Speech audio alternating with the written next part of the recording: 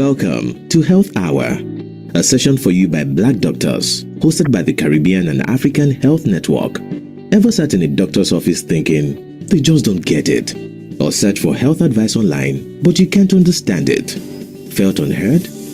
You're not alone, and you found your solution with Health Hour. Every Saturday at 11 a.m., this is your space where Caribbean and African healthcare professionals speak about health with a focus on Black people. We tackle the topics that keep you up at night: mental health, chronic conditions, preventive care, sexual health, men's health, women's health, heart disease, and much more. All with the cultural context that matters, because our Black doctors understand the unique challenges we face. Here is what you can expect: real talk from doctors who look like you and get it, lived experience testimonies, practical advice, illness prevention and management tips, and a space of understanding without judgment. You also get to ask questions. Your questions drive the conversation. Health Hour, where community meets Black health expertise.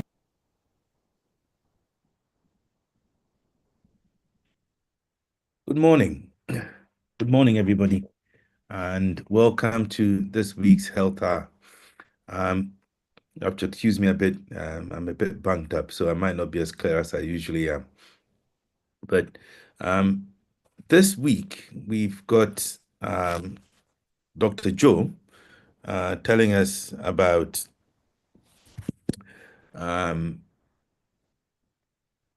sleep time not being screen time. So this is something that's a bit new to all of us, but it's something that we have to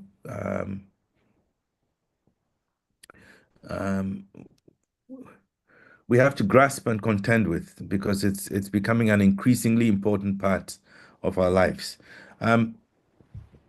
Just a few facts: 70% of people globally today own a smartphone, and today there are more smartphone subscriptions than there are people on this planet.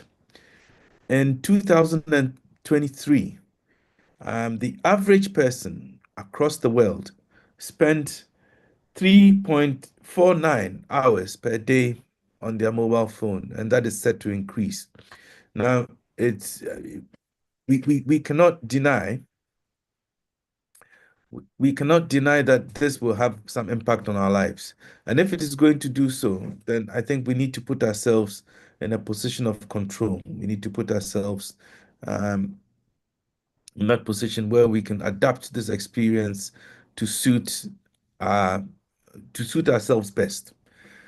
Now, Dr. Joe Omofuma is a GP partner, he's a father, he's a pastor, and he's a mental health advocate. So I'm sure that in his work and in his daily life, he comes across the effects of mobile phone overusage, malusage, whatever you may want to call it. And I think that puts him in a prime position to tell us about how we best use our mobile phones. This talk is brought to you by Khan Health Hour. It's been going for perhaps the last 5 years, since COVID, and every weekend we come together to discuss topics of mutual benefit, health topics. Please communicate with us as the talk goes through, using the chat feature, and we are always interested to know where you are joining us from. We are always trying to expand our global reach. So welcome again and enjoy. Let's discuss this together. Over to you, Dr. Joe. Thank you, Dr. Michael. Good morning. Good morning, everybody. I hope you're well. I'm glad to be able to join you again from sunny Manchester. Just please let us know where you're connecting from, whether within Manchester, outside the UK, or within the UK, and we shall crack on. Okay. I have a very interesting topic. Well, I think it's interesting anyway.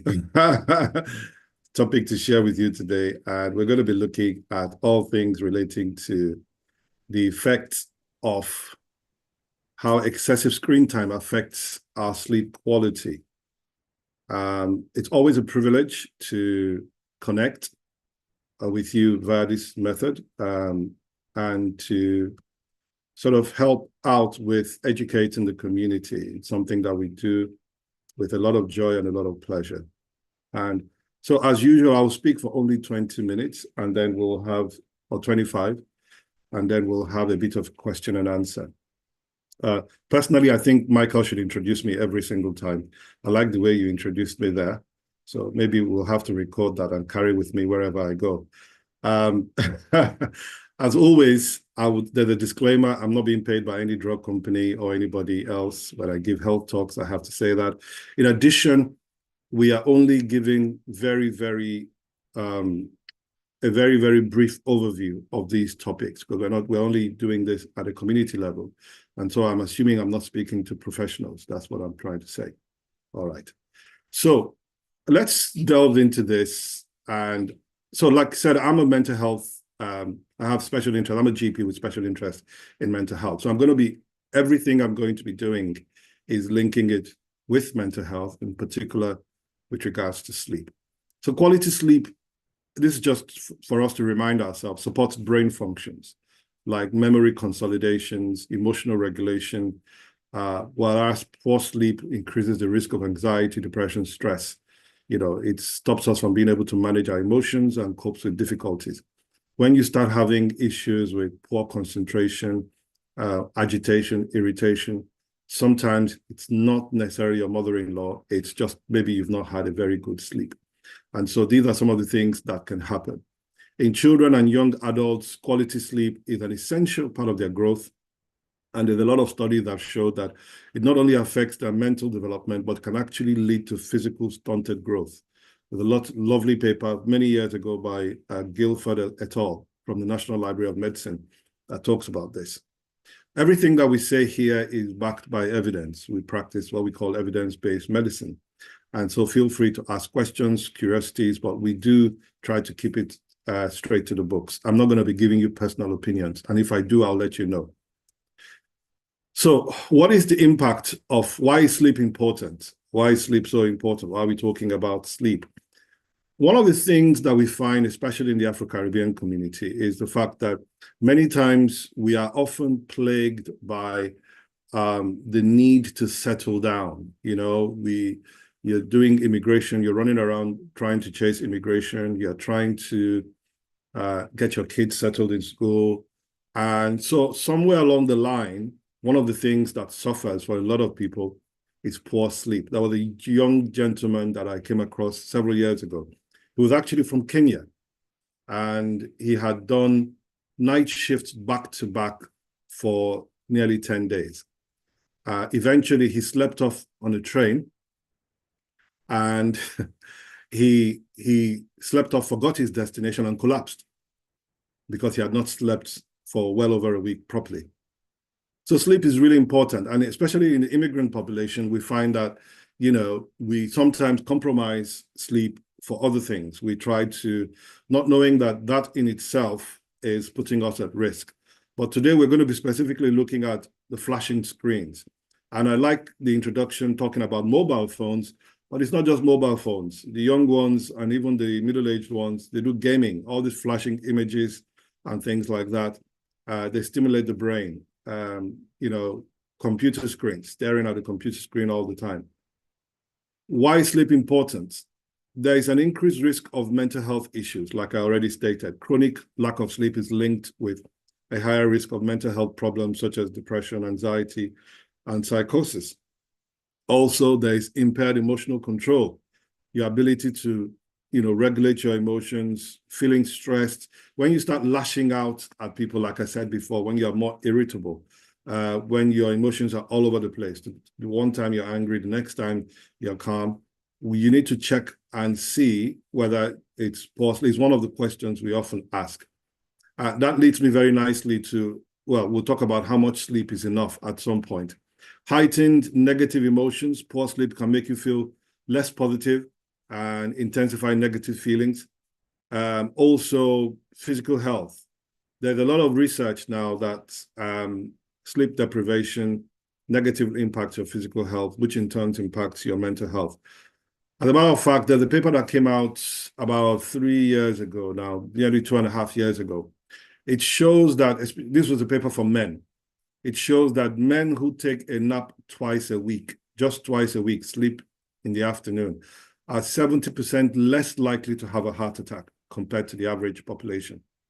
Just 2 or 3 naps a week will make you 70% less likely to have a heart attack. Another fun fact, the fact that women have been shown to need more sleep than men. And I'm saying this quietly so that my wife doesn't hear, because she likes to sleep a lot and she often wonders how I can survive on just a few hours of sleep. So there's a lot of things we can say about sleep. Sleep is essential. Sleep is really important. And it's not just about the length of the sleep, it's about the quality of sleep. Because someone asked a question the last time I was on here, how much sleep is good enough sleep? And all the experts are now saying it's not about the length, which we have been told before, get 8 hours of sleep. It's more about the quality of sleep. And I don't want to go into that, but the quality of sleep is perhaps a lot more important than the actual length of sleep. So some of us, for example, I, for one, can survive on 5 or 6 hours of sleep every night, and I have no issues whatsoever, and I'm perfectly healthy. Whereas some people, if they don't sleep 8 hours, then they've not even started.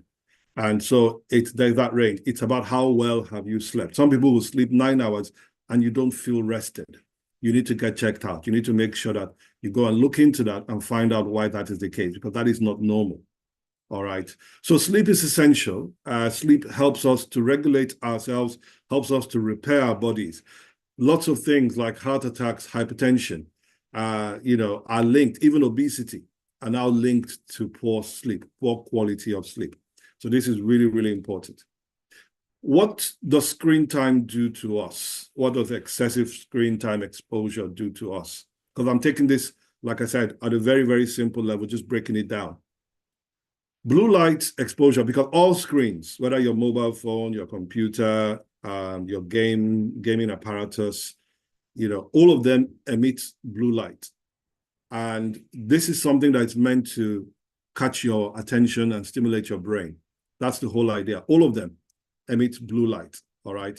So it's really important for us to understand that. And what this blue light does is, in the simplest form, it disrupts our sleep-wake cycle if you overexpose yourself to it. All devices do that. So one of the ways in which it does that is by suppressing melatonin production.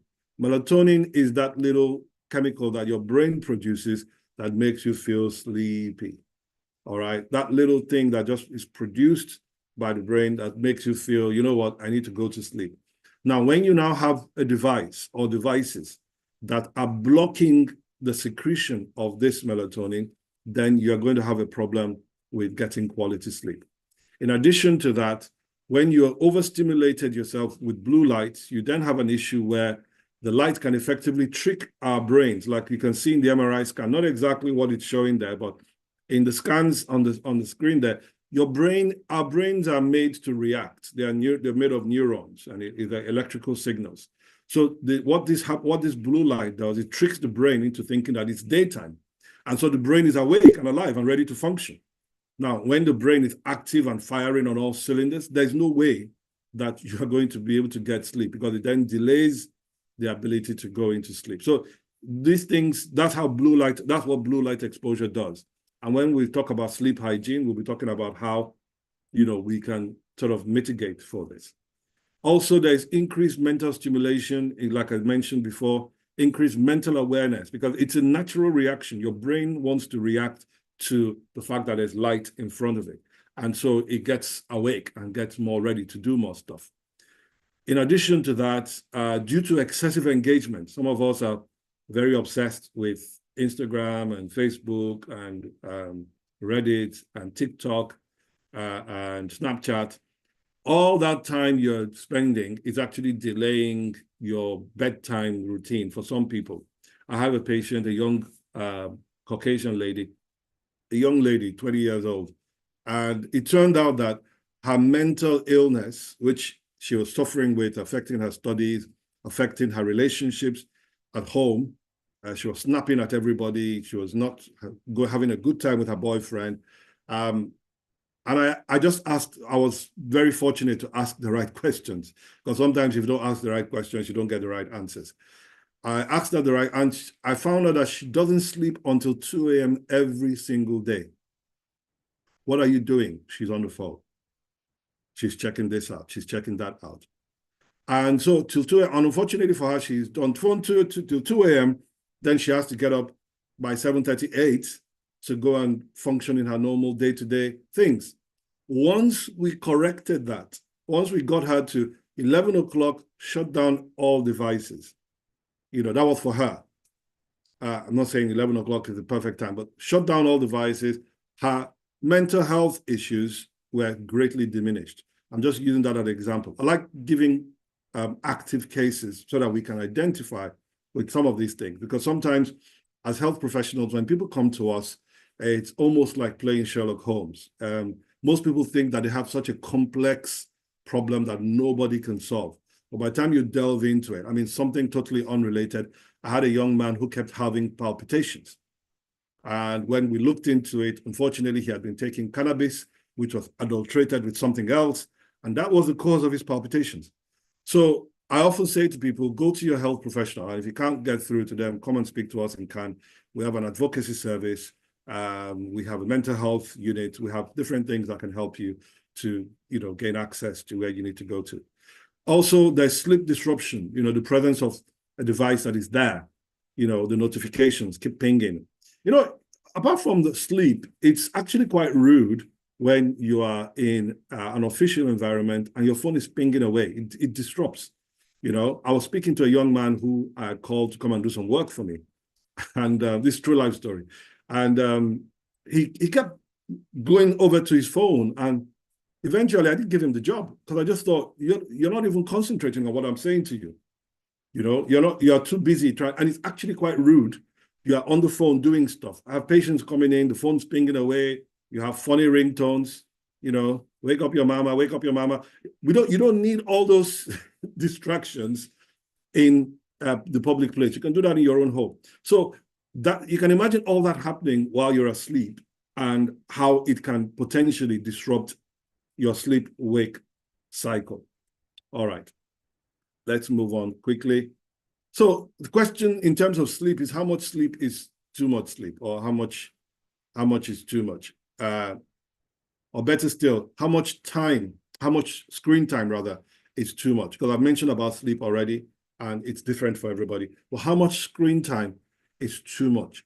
Here are some pointers. As a general rule, all the papers suggest that more than 2 hours of screen time outside of work is considered to be excessive. Anything more than 2 hours outside of work. The reason why it's emphasizing outside of work is because nowadays, most of us are on the screens at work anyway. All right. So 2 hours outside of work for most people is considered too much. For you, it may be 1 hour. For some other person, it may be slightly more. But here are some pointers to when you begin to know that, screen time is getting way too much. Number one, if it disrupts sleep. If it begins to interrupt your sleep, then you know that you're doing it too much. If screen time is replacing physical activity, you rather stay indoors than go out and walk, especially with young people and young children. They need to be active. They need to be going out and doing stuff. There's a patient of mine, that family friend even, the guy's indoors all the time, to the point that he became vitamin D deficient, because you get vitamin D from the sun and other places. So when this thing, and he's on the computer all the time like that, when it replaces physical activity, it becomes a bit of a problem. Number three, if it hinders face-to-face or social interaction, or even family time, or stops you from developing proper social skills.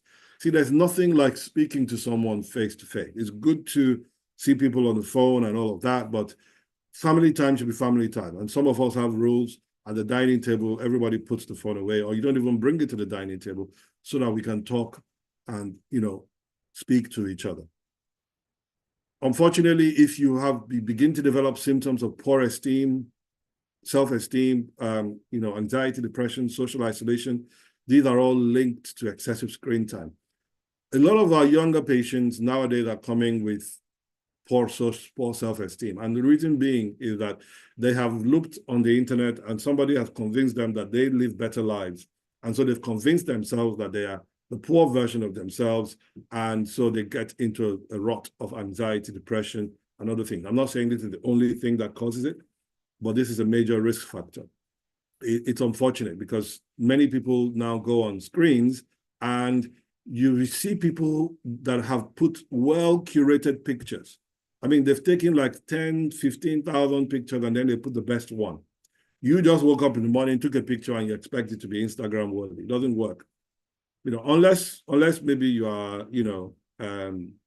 Beyonce or other people that go to bed with makeup, then, you can just wake up in the morning. I read somewhere that Beyonce wakes up in the morning and takes Instagram pictures. I don't know how true it is, but, if it's in the Daily Mail, it must be true. So also the Daily Mail says that all GPs are on the golf course, playing golf all the time and they don't see patients. So I don't know about that. Anyway, if it interrupts your work or school performance, then you know that there's something going on. And this is very, very important for children under the age of 16. We have to, as parents or as guardians, you have to limit screen times. Otherwise, it will affect their school performance. Whichever method you use, there are many different apps now. In my household, my wife found an app at 7 p.m., all the internet or their devices go off automatically so that they have to now focus on their homework and focus on family interaction. Whatever works best for you, And one of my friends was telling me that his son was performing poorly. He was doing well initially, then began to perform poorly, took his phone off him. That one, he was quite, very African parent type, just took the phone off. He didn't even switch it off. He just took the phone off the boy completely. And the grades improved.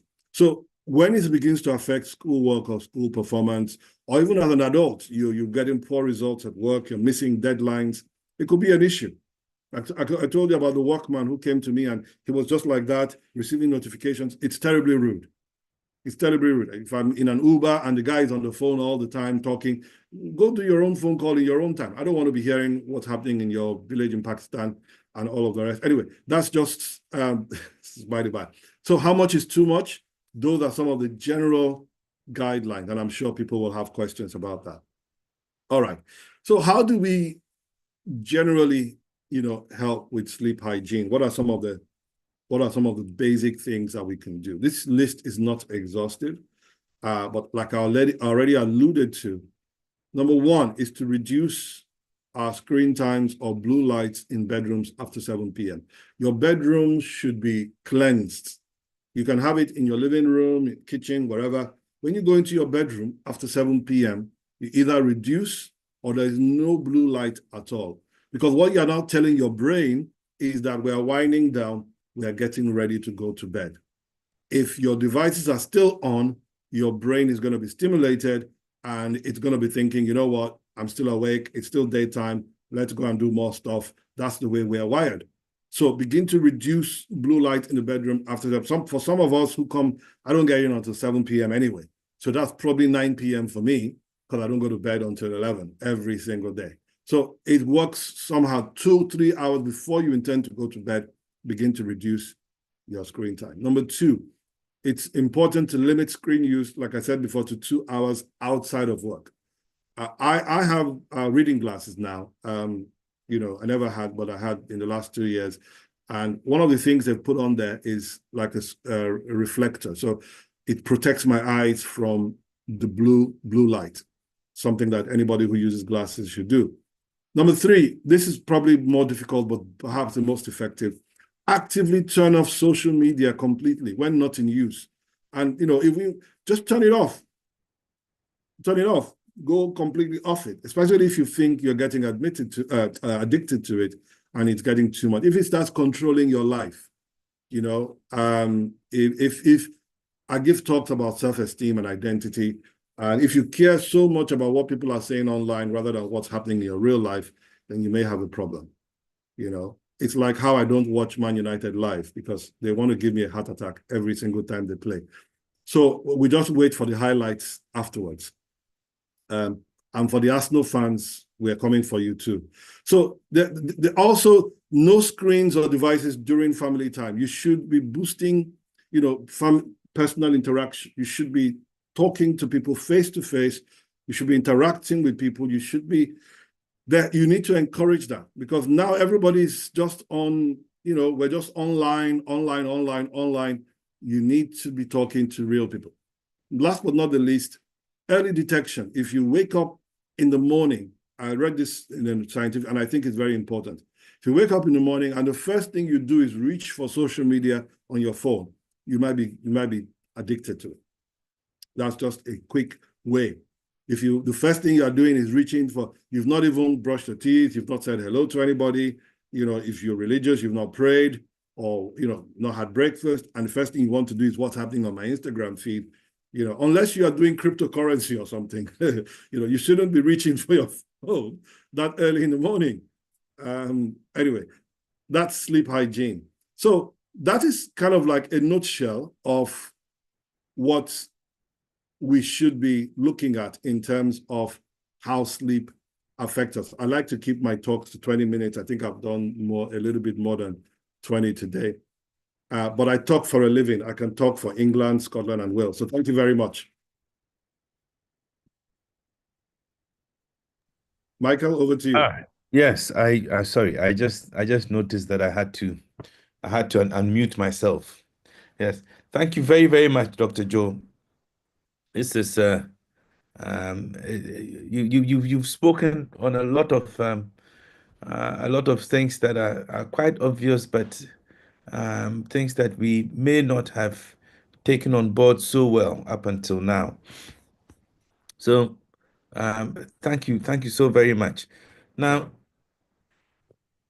what I'm getting from what you said is that sleep is important, and amount of sleep that anyone needs is an individual dose prescription.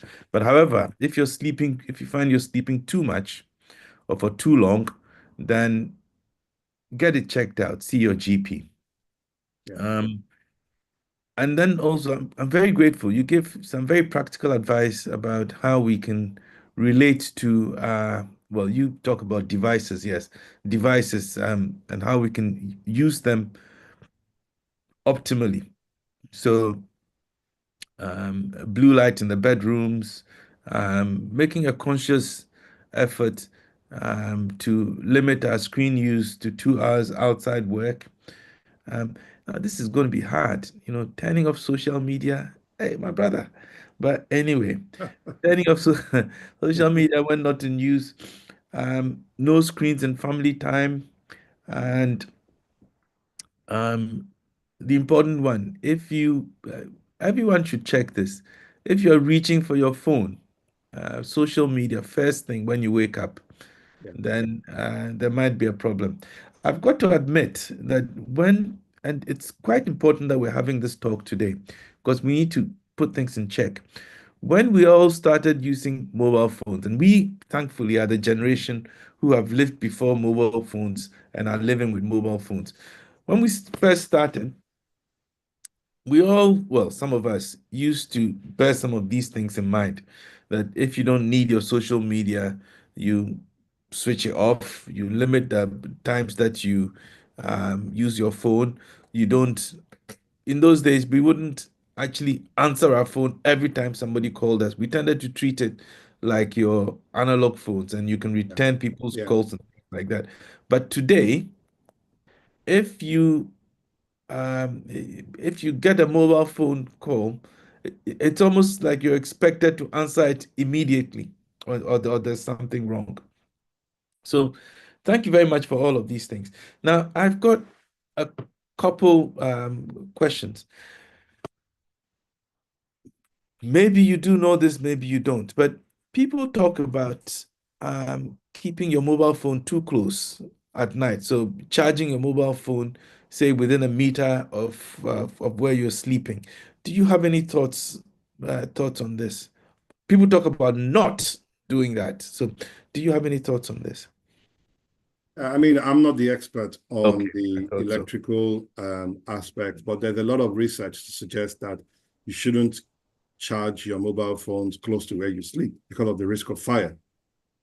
There is Okay. also the one that affects your heart or your, if you put it close to your chest, because these things emit tiny, tiny, tiny radio waves and things like that. So keeping it too close to you sometimes can eventually, but I don't think in the long run, because of I looked into it one time, and the amount of radio waves it emits is actually not strong enough to cause you any physical damage, in a short time, maybe over 100 years, maybe something like that.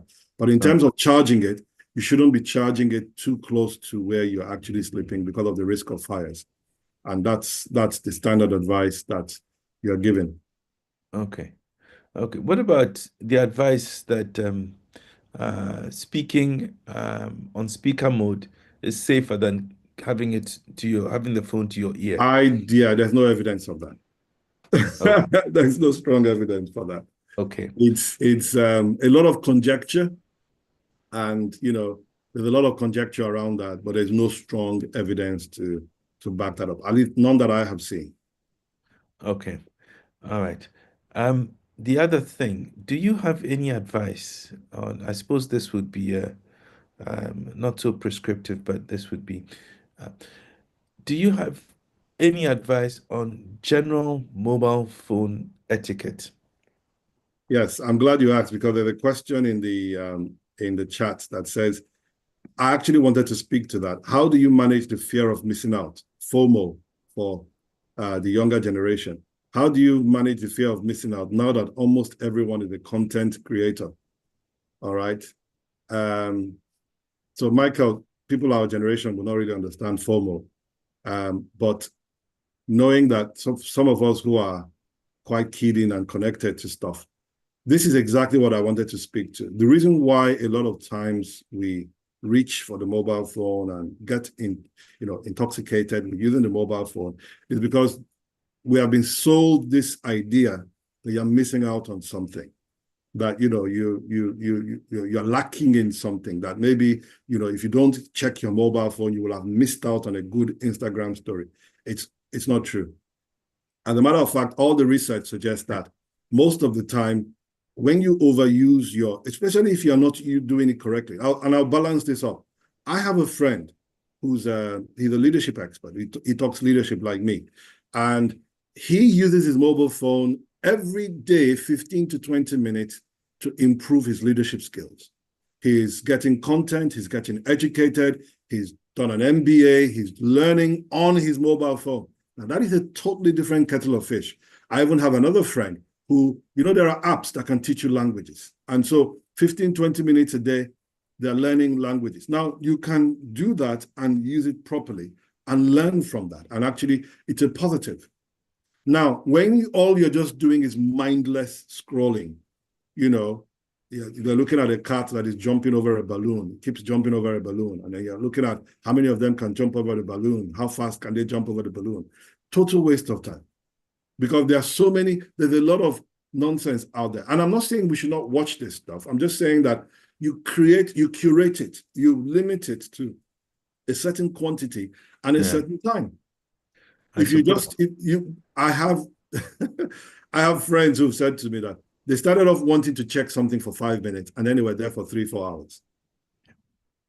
So that is where the problem is. And unfortunately, especially with regards to sleep, it's now becoming a problem. Michael, there's this thing now where it's not yet concretized, but there's a hypothesis that maybe the reason why a lot more people are developing mental health problems, why? Because there's an upsurge, is probably because our brains are overstimulated. And one of the things that they've blamed for that is social media. Especially now, you and I may not have that problem. Somebody says I'm fat and ugly, I don't care. I've been insulted on the playground for many years. I've developed thicker skin than crocodile skin. But for the young people who are very, very aware and, it affects them a lot, social media is a bad thing, because there will be somebody who will be fat shaming somebody who will be saying you're too thin, somebody who will be saying you're not clever enough. somebody who is saying you're too black, somebody who's saying you're too fair, somebody who is saying you're too tall, somebody who's saying you're too short. And if you allow that to seep into your psyche, then it becomes an issue where it begins to affect our mental health. So there's this hypothesis now that maybe just that aspect alone of social media is one, and then obviously screen time is now contributing to an increase in the upsurge of mental health. It's one of those things to look out for. Maybe with more research, we'll get some more detail. Thanks. Well, the drift of my question initially was slightly different. I was asking Oh, for okay. advice on things like, for example, when you go into a meeting, switch your mobile phone off. Yeah. When you're driving, don't look at your mobile phone.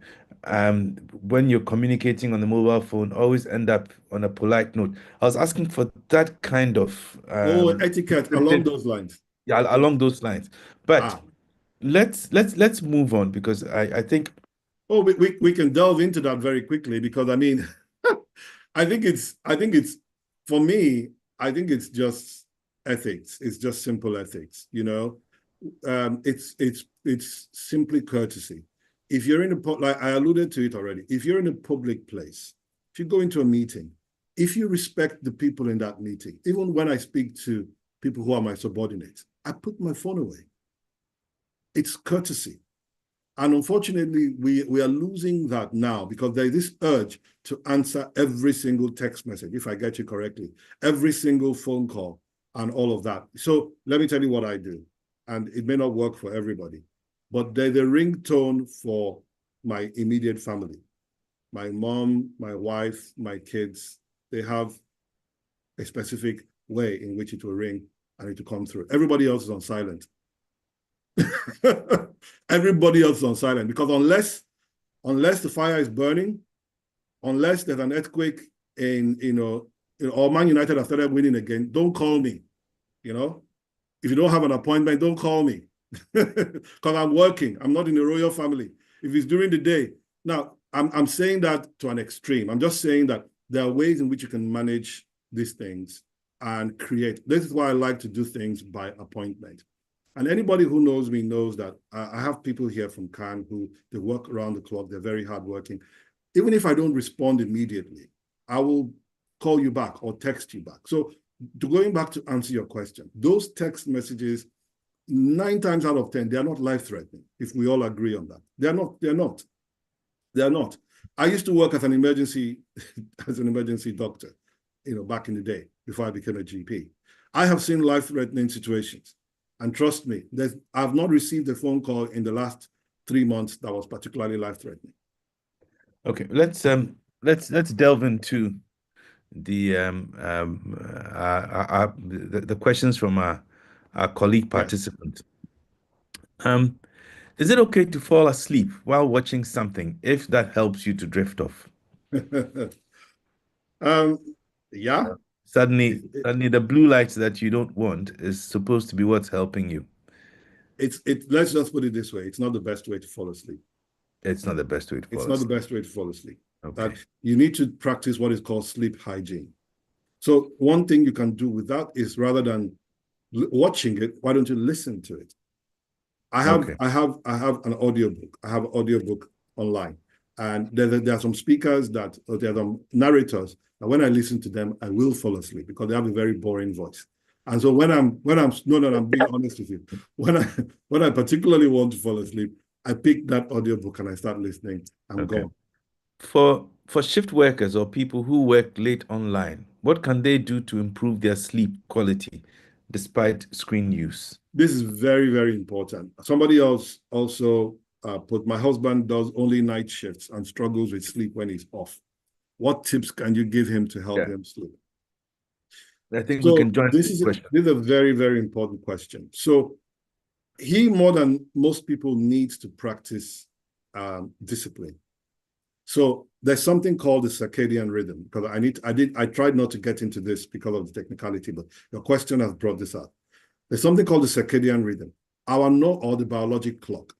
Our body is wired in such a way that daytime you're awake and nighttime you're asleep. Your biologic clock works like that. That's how it's supposed to work. I'm not talking about fertility clock, which is what a lot of people do when you talk about biologic clock. No, there's a circadian rhythm. Our brains work with that rhythm.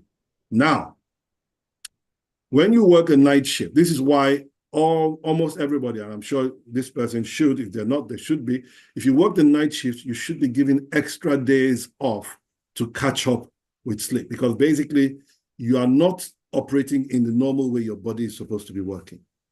I remember back in the day when I did my training, if you were on 4 nights, you would get an additional 2 days or 3 days to get back into rhythm, if you like. And if you're not getting that, then you're putting your body at risk. So what tips can you do to make sure?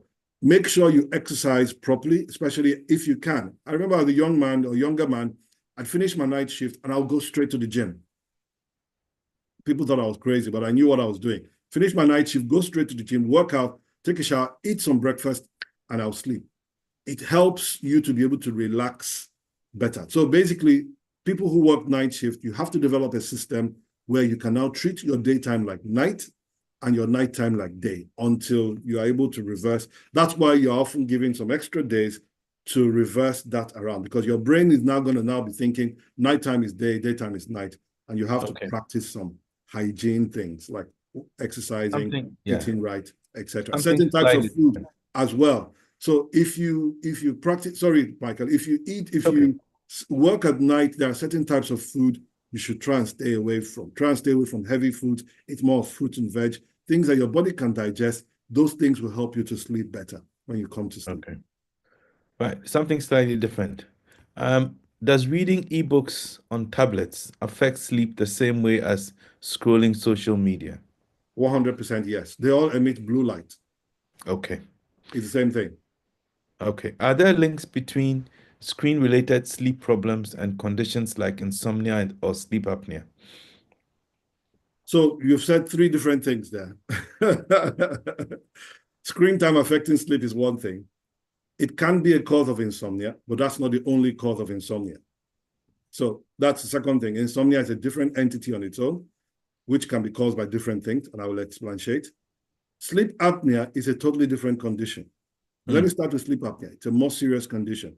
Sleep apnea is a condition where your brain is deprived of oxygen at different times during the night, such that you wake up sometimes choking or gasping for breath.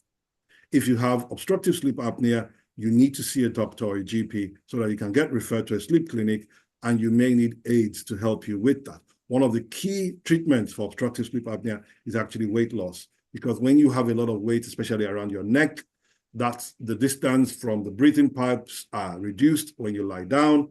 That causes even more. So that's a totally different kettle of fish, which can cause you problems. It can. The way we view health problems is how is it affecting your day-to-day life.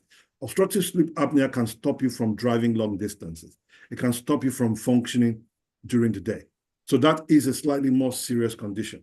Not saying insomnia can be serious as well, but insomnia can be caused by lots of things. Insomnia can be caused by excessive screen time. Insomnia can be caused by depression and anxiety. Insomnia can be caused by PTSD, post-traumatic stress disorder. Insomnia can be caused by bereavement, relationship breakdown. So there's a whole raft of things. Insomnia can be caused by certain drugs and medications. Beta blockers, for example, propranolol, the rest of them, they can cause insomnia. So we're looking at sort of 3 different categories of things. Insomnia is a broad term for poor sleep. I forgot to mention this, and I'm glad this person has mentioned. There are 2 major sleep things or sleep disorders, if you like, that are quite common, the most common ones. There is the inability to initiate sleep and the inability to perpetuate sleep. 2 different conditions, but 2 distinct sleep disorders. One of the things that screen time does is it delays your ability to initiate sleep. So it delays your ability to go to bed. But those are 2 distinct sleep disorders where some people struggle to initiate sleep. But once you sleep, that's it. Some people, they don't have a problem initiating sleep. The problem is perpetuating the sleep. So the treatments for those are also slightly different. That's why I said insomnia is a big umbrella. One of these days, perhaps we should talk about it if there's an appetite for it. Okay. Right. One short question, and then I'll come to you for a conclusion. But the lady who was talking about her husband not sleeping well, is back. It says the problem is that he's not able to sleep well during his off days, so he goes to social media. Yes. That is a trick question. I mean, at the end of the day, nights, to be honest, I don't know if you've had the experience, but I used to work night shifts. I haven't done it in several years now, but doing the night shift can be gruesome. I stopped about 10 years ago, officially, maybe longer actually, but about 10 years ago, I just decided this is not for me. You have to do what you have to do to survive. Let's be honest. If it means going on social media, that's what you need. But like I said, because he's doing night shifts, his body's already flipped the script. Yeah. I think So it might be yes. So now you're telling your brain that daytime is nighttime, night. What he needs to do is to shut down properly. If he goes on social media and that helps him to relax, shut down, relax, and get ready for his night shift, then I would say that is a positive. But if he's going on social media and then he's going back to his night shift and he's not able to function properly on his night shift, then that is a problem.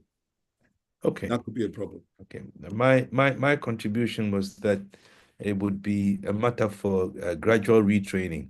Exactly. But yeah, that's another way of looking at it. Now, Dr. Joe, thank you very much.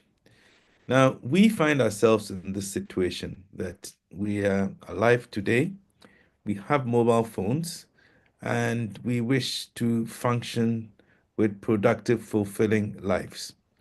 My question to you is forwards. What must we do? That's it. So if you can just conclude for us in giving us some advice on what we must do in relation to our devices and mobile phones so that we can optimize our quality of life and go on to live fulfilling, healthy, prosperous lives, we would all be very, very grateful. Okay, Please. thank you. That's a really important question. So first of all, I think one of the reasons why we do these health talks is to shine the light back to our health and us looking after ourselves. So the first thing I would say is please pay attention to your health. All right. Pay attention to what you eat. Pay attention to how much sleep you're getting. Pay attention to your weight. The truth of the matter is that none of us is getting any younger. I don't care if you're 29. You're not always going to be 29. I used to be 29, even though my kids don't believe me. But I used to be 29 at one point. All right. They think I was always like this. So pay attention to your health. Whatever it is that you're doing, pay attention to your health. Make sure that you are the chief champion of yourself, of your health. So in terms of your physical health, in terms of your mental health, please pay attention. Go, if you're over 35 or even if you're over 30, go and get regular health checks. There doesn't have to be anything wrong with you for you to get a health check. There's something called a well-man's check. So go and get a health check.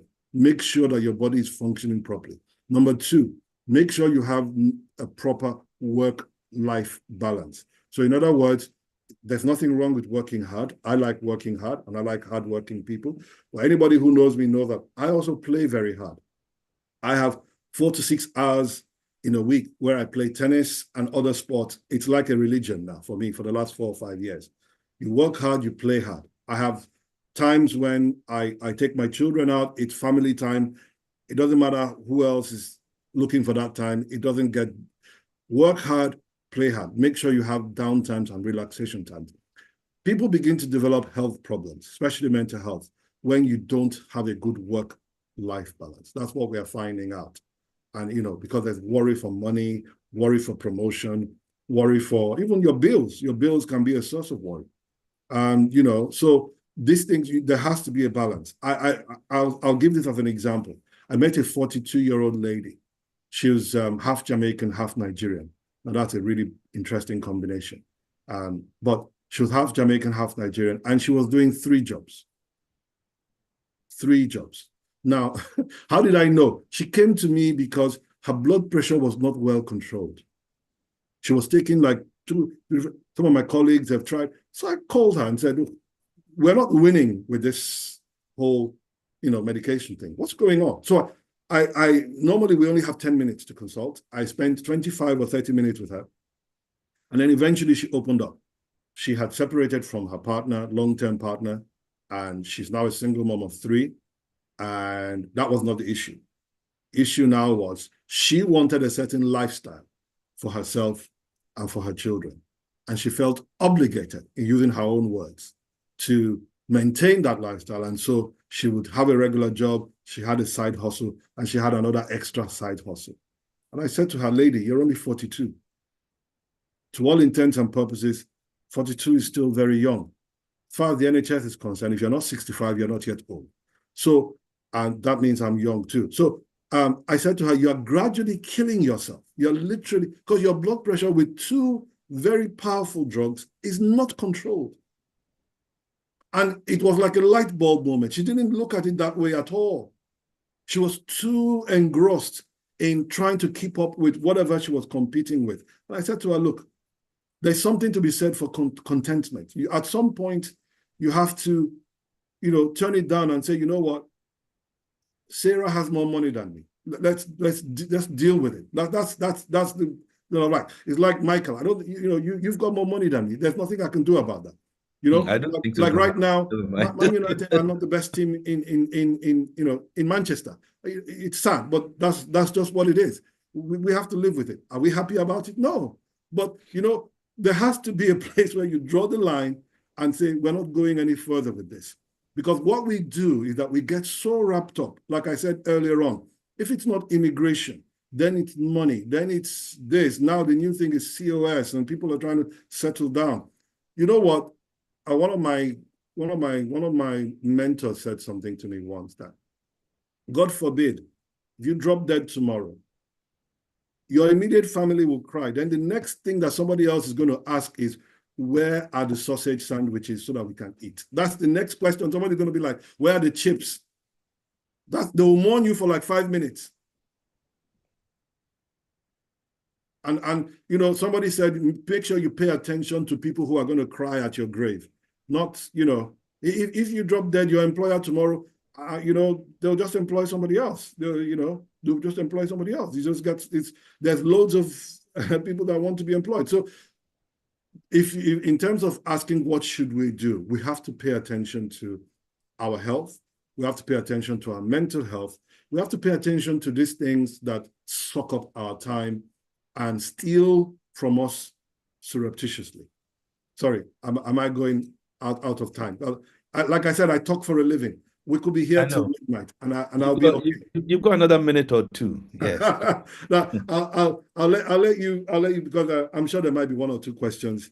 Actually, nothing else to stand up. So fantastic. Yeah, nothing else to stand up. So we've got another couple of minutes, and then that means I've stunned people into silence. That's good.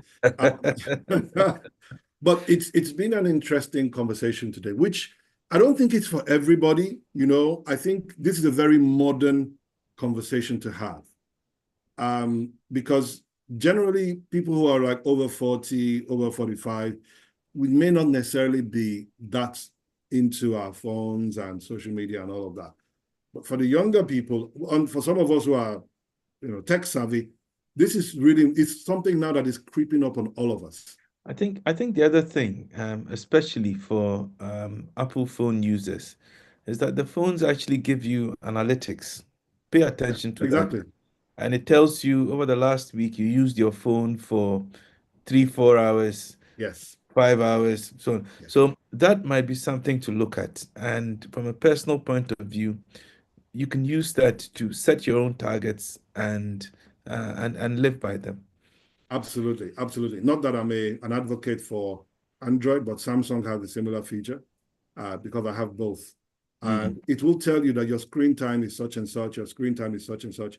You can use that and say, you know what, I'm doing too much screen time here, and you need to limit that. The one thing I want to emphasize is that you can do screen time as long as it's productive. If that screen time is bringing you money, if that screen time is helping your growth, your personal growth, because there's a lot to be done. My phone, for example, is like my personal digital assistant.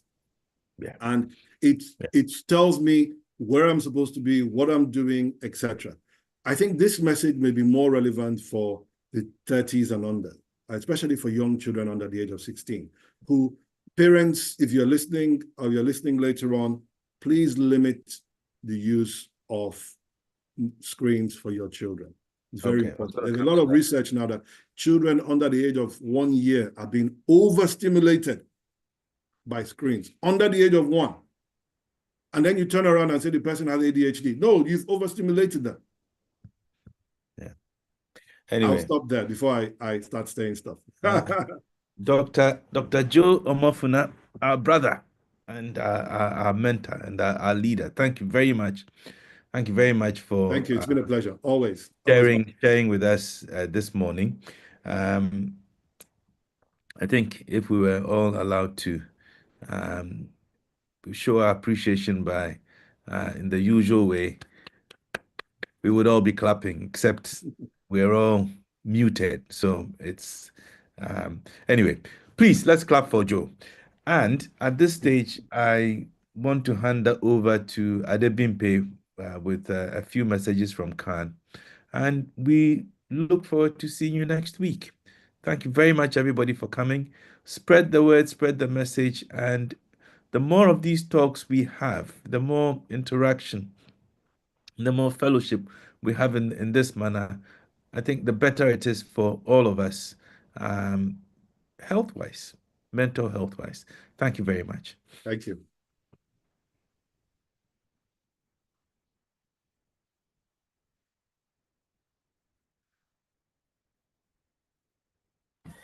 Hi everyone, still good morning from here. I'm Adebimpe and I'm one of the team members. Thank you again for joining us today. I just want to say a special thank you to Dr. Joe for a wonderful session. I've taken lots of notes myself and I will be putting them into practice, as well as Dr. Michael as well. Thank you so much for the wonderful session. So I'm just going to share our screen on what to expect from us next. And also I just wanted to say to parents on this platform today, we can also advise that you can also watch this video with them later on, or just to make sure your kids, your younger adults and teenagers can watch this and learn for themselves. So just gonna start sharing my screen just to share what we have planned for the next few upcoming month and week. Okay, so so thank you again. We hope you'll be joining us next week again for another session for Health Hour, where we'll be having one of our amazing doctors as well, who will be talking us through another topic we are here to have. But if you're already signed up to our mailing list, you should be able to get the topic in your emails, maybe coming by Monday, so you can come get yourself educated and empowered, not just for yourself, but for your family and to your friends as well. So join us again next time, which is next Saturday, 11 a.m. to 12 p.m. And if you have anything you would like us to discuss as well, this is our email. You can always email us and use the QR code to scan for our next event. And also, we are still in the Black History Month, October, and thanks to everyone that joined us for Can Gala last week as well. It was amazing. It was great to see different leaders in the community, getting a word and getting to the network as well. So there are still other events happening around Greater Manchester. So please use the QR code to sign up and look at the events happening in various areas in Manchester. Also, the pink party is happening next week, Saturday, and we're looking forward to seeing so amazing women and, men as well. You're welcome, get to learn from women what they do and how they can take care of themselves. It's breast awareness party. You can also help your wives, to know how to measure, how to search themselves for cancer awareness. So everyone is welcome. Is taking place, as you can see on the screen, Galton Shaw Center at Galton. So we look forward to welcoming you. Every children from the age of 17 plus are welcome, as long as they are accompanied by an adult. So, and if you like to contact as well, you've got Sekinat at can.org.uk will be your contact where you can send an email just to make inquiry, or if you want to be part of it, also please do send an email as well. And as it says, the dress code is pink. Dress pink, come welcome, looking all glammed for the day. Okay. Also, we're talking about Man Up. This is more about men empowerment barrier that men faces within the community as well. Not just a Black man, but everyone is welcome, both young and old. So come and let's come together, especially for the men. And I also advise, if you're a mom as well, parents, women, you can also go there and potentially learn on how to help your young adults, male that might be going through one or two things that you want to leverage on, information that you can leverage on that you can help them understand. So it's online, you don't need to leave the comfort of your home. Just log in, sign, and send us an email at dvsa@can.org.uk, and all questions that you may have ready before the day, you can send it to us, and also on the day as well. So let us know, you can sign up with us and we'll take it from there. Also, let's talk about health for women. And this is a continuous initiative that we are still doing within CAN. So, and another contact, so same contact is Sekinat at can.org.uk, and this is for women, and you get reimbursed for your time as well. So this is just a health check, free workshop that everyone gets to come in. You have specialists on the day, and we're going to have GPs. We'll be coming to speak about more on gynecological. So just come in and send an email to Sekinet. We'll be able to guide you through one or two things. And also we've got a QR code on here where you can sign up to be part of the workshop. And if you have any question or anything you would like to discuss, also she will be your best contact. And also our Green and Heart also taking place every Wednesday and Tuesday, Wednesday at Bolton, as well as at Stockport. So you're all welcome. The times are different. So if you live around Bolton if you live in Bolton around Bolton, please join us for Green and Heart. Is a well-being session. This is an opportunity to stay away from your phone. You get to interact with people with it for 2 hours. So, just get yourself empowered, get to do some artwork. So this is another great time for people to, reduce that screen time. So why not just join us on those days as well and in Stockport? And if you live in Manchester, around Stockport as well, you're also welcome. Our team member Lola, who's handling this project, will be happy to welcome you on the day. And if you have any question or anything you would like to contribute to before the day, please do send us an email there. Also, as you can see on the screen, green and heart wellbeing at can.org.uk. Yeah.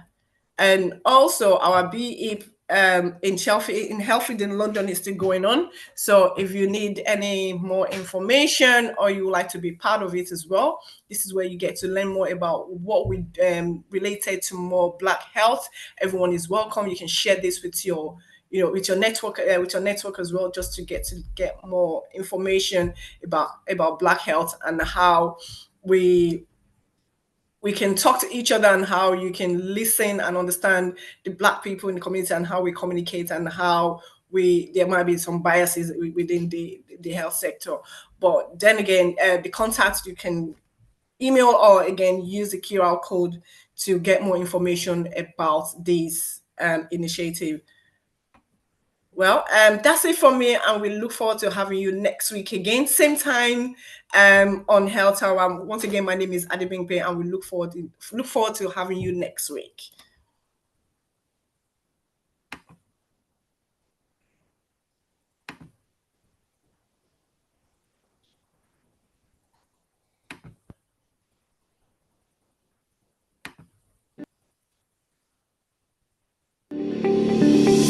And that's our time for today. Whether you joined us on Zoom, Facebook, LinkedIn, or YouTube, thank you for making the Health Hour part of your Saturday. We hope today's session gave you the right dose of health wisdom that you can share with your friends and family. When we share knowledge, we strengthen our entire community. Mark your calendar. next Saturday, same time. Got a topic in mind? We want to hear from you at health@can.org.uk. Health Hour, hosted by the Caribbean and African Health Network.